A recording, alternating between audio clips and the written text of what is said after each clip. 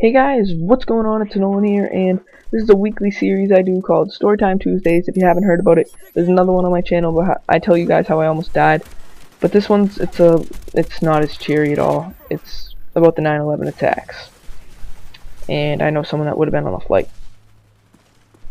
Yeah, it's a tough talk. It was my dad's friend, but I've talked to them before, and they're pretty.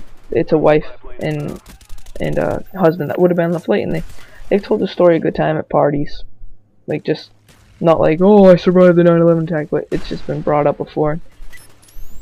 It's tough to talk about this story because it's just they're fortunate, but at the same time, lives were lost and they were saved. It's not really like a blessing, it's just luck. I don't know the word to describe it, but I'll tell you about my story first.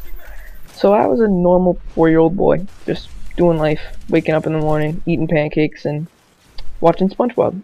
And I usually hear my mom talking on the phone, and I was like, why isn't she talking on the phone? I couldn't hear her out there.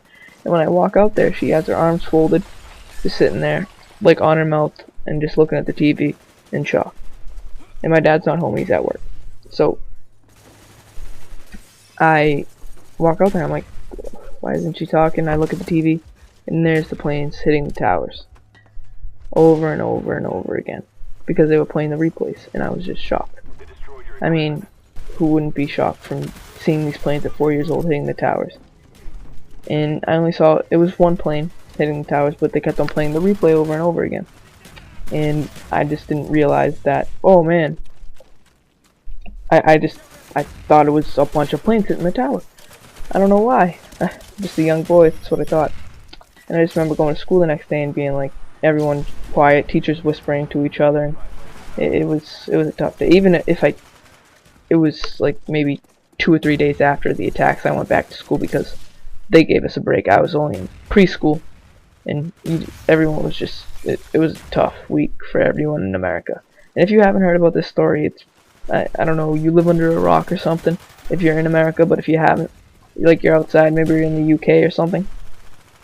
Basically, 2 planes hit the World Trade Center and they collapsed, and attacks were hit on the Pentagon as well, and planned to go to Washington, another one, but it got taken down by passengers. So yeah, that's my story, and now I'm going to tell you about theirs. So they were just waking up, going to LA vacation. Who doesn't want to go to LA for a vacation? It was their break.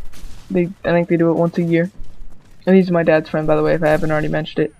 Wife and husband going, and it was, they just were going on vacation, you know, like nothing else to say about that.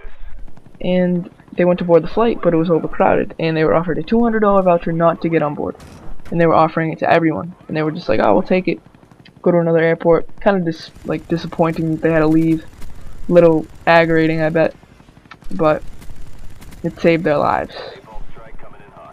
They're still around today, and because of that, like they would be dead right now. No one survived, no passengers survived. And it's just amazing that people can be that lucky to survive that like that. And I hear this story every once in a while, and it's September 11th and I heard it again, so I was like, I'll tell you guys about it while it's fresh in my head. So it's just tough to hear these kind of things and moving, but I hope you guys enjoyed. That's Storytime Tuesdays, week 2. See ya.